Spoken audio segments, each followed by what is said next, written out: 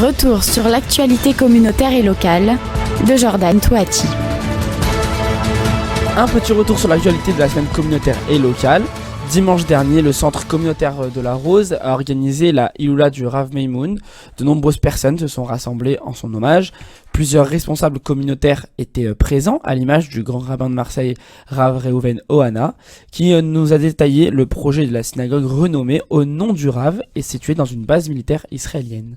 J'ai bien vu le nombre de personnes, le monde, les hommes, les femmes, les jeunes, tous étaient là pour vivre ce moment de communion autour de la mémoire du Rav, qui a tellement marqué les esprits. L'idée que j'avais soumise au CA du consistoire, c'était de faire un Sefer Torah en sa mémoire. Donc on a fait appel à tous les enfants de la communauté à donner chacun de son argent de poche pour acquérir un verset du Sefer Torah. Et comme ça, des milliers d'enfants ont participé et qui a été intronisé dans une base militaire. Une des bases qui a été attaquée le 7 octobre, dont plusieurs victimes ont été malheureusement à déplorer sur cette base de Yad Mordechai. Ce Sefer Torah a été intronisé dans la synagogue de cette base militaire. En même temps que le Sefer Torah, puisque leur synagogue était très exiguë, nous avons décidé de faire appel aux généraux donateurs de la communauté et nous avons réussi à reconstruire leur synagogue. Et maintenant, il y a une synagogue qui porte le nom du Rav Meimoun, elle s'appelle Magen Avraham. On a introduit le Sefer Torah des enfants de la communauté de Marseille, qui est aussi en son nom. Ce qui fait que les enfants ont offert le Sefer Torah en sa mémoire et les adultes ont offert la bâtisse. Cette synagogue s'appelle Magen Avraham et on a pensé aussi au nom du petit-fils du Rav, qui est donc un soldat qui est tombé dans cette malheureuse guerre. Elle porte symboliquement le nom de Magen Avraham, qui est à la fois le nom du grand-père et en même temps du petit-fils. Présents eux aussi, la présidente du CRIF Marseille-Provence Fabienne Bendayan et le président du consistoire Michel Cohen-Tenouji se sont rappelés avec émotion de ce qu'était le Rav Meimoun pour la communauté de Marseille.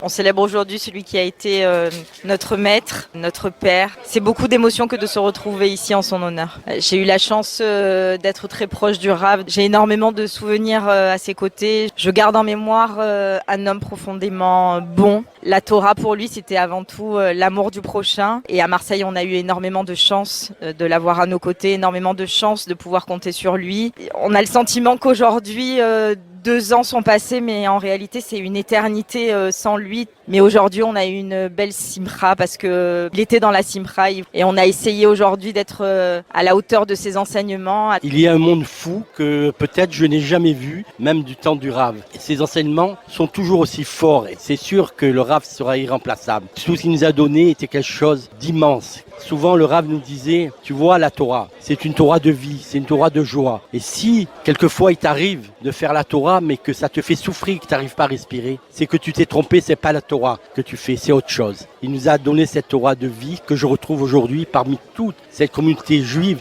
qui est là présente ici à La Rose, où est entremêlée la tristesse et le manque de sa présence, mais aussi cette joie de se retrouver entre nous, cette hardout, cette unité qu'il nous a toujours enseignée. Cette semaine, c'était la rentrée scolaire pour les 536 000 élèves de l'Académie Aix-Marseille. De nouvelles écoles ont ouvert leurs portes et d'autres vont être inaugurées courant de l'année. En politique, la fumée blanche a enfin vu le jour à l'Elysée. Emmanuel Macron a désigné Michel Barnier pour le poste de Premier ministre. Âgé de 73 ans, il succède donc à Gabriel Attal, plus jeune Premier ministre de l'histoire, après plus de 2 mois d'absence de gouvernement. Ancien ministre sous les mandats de Jacques Chirac et de Nicolas Sarkozy et membre du Parti Les Républicains, il aura la tâche de constituer, je cite, un gouvernement de rassemblement au service du pays et des Français. Fin de citation. En sport, la France déroule et confirme les espoirs placés en elle. Après un record de médailles aux Jeux Olympiques, les athlètes paralympiques sont eux aussi au rendez-vous. La France est très bien classée au classement des médailles d'or, dont celle d'Hugo Didier en paranatation, de Marie Patouillet en paracyclisme et du porte-drapeau français Alain Anquincan en paratriathlon. Des médailles d'argent avec Timothée Adolphe en para-athlétisme, Alex Portal en paranatation et Djelika Diallo en para-taekwondo. Et enfin, les médailles de bronze, dont celle de Nathalie Benoît en para-aviron et de Manon Geneste en para-athlétisme. Côté israélien, les athlètes hébreux ont ramené également beaucoup de médailles, un record pour les Israéliens, parmi eux le tennisman hier qui a remporté la médaille de bronze. Il reste encore jusqu'à dimanche pour ramener quelques breloques à la maison. En football, l'Olympique de Marseille s'est séparé de 2 joueurs au milieu de terrain après la fin du mercato. Le Français Jordan Verretou s'est engagé pour 2 ans du côté de Lyon, contre une somme de 4 millions hors bonus. Et le Marocain Asdin Ounahi est parti en prêt payant de 500 000 € au Panathinaikos, avec une option d'achat s'élevant à 11,5 millions d'euros. Côté signature professionnelle, le jeune milieu de terrain Daryl Bakola a signé son premier contrat professionnel mardi avec la Cité phocéenne pour une durée de 3 ans. Et dernière info qui fera plaisir aux fans de Ricard, la marque Pernod Ricard renonce à sponsoriser le PSG après une grosse polémique en début de semaine suite à la signature d'un partenariat avec l'équipe parisienne. Bah oui. Une La bonne moindre des nouvelle. choses. Eh bah oui, une bonne nouvelle pour les supporters marseillais qui pourront continuer de siroter leur petit verre aux abords du Vélodrome sans scrupule, mais avec modération bien évidemment. Pour terminer cette actualité, petit conseil ciné pour le week-end que nous propose notre cher Amy. C'est ça, alors moi je vous ai parlé mercredi d'un film dont je ne me rappelle plus, donc dont je vous rappellerai tout à l'heure. En fait, c'est l'histoire de 2 amis. On a Gérard Darmon et en fait dans ce film-là, ils apprennent que quelqu'un de leur village a gagné au loto. Oh. Alors ils sont super contents et puis ils s'aperçoivent à un moment que la personne qui a gagné au loto est décédée.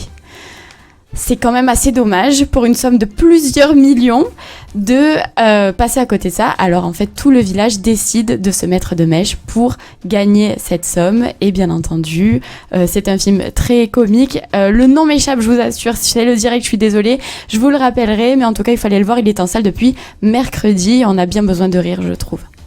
Merci beaucoup Amy. De toute façon on aura le titre d'ici la fin de l'émission. C'est la meilleure, la sortie C'est ciné sans le titre aléas du direct. Exactement, les aléas. Au programme de la semaine prochaine, l'invité politique d'Elsa Charbit, elle reçoit ce lundi à 13h Christophe Madrol, conseiller régional en PACA. Et ne loupez pas lundi soir à 19h la conférence sur l'actualité Israël-France de Jonathan Arfi, président du CRIF, et France-Olivier Gisbert, écrivain et éditorialiste à l'hôtel Radisson Blu. On va tout de suite faire une petite pause musicale et puis on suivra avec le flash info de Nathan Spermy. Voilà, et avant la pause musicale, chers auditeurs, je vous le dis, le nom du film s'appelle À l'ancienne. Voilà, donc on se quitte avec une pause musicale et après Jordan et Noah auront de très belles surprises pour vous, de beaux cadeaux. Restez bien à l'écoute.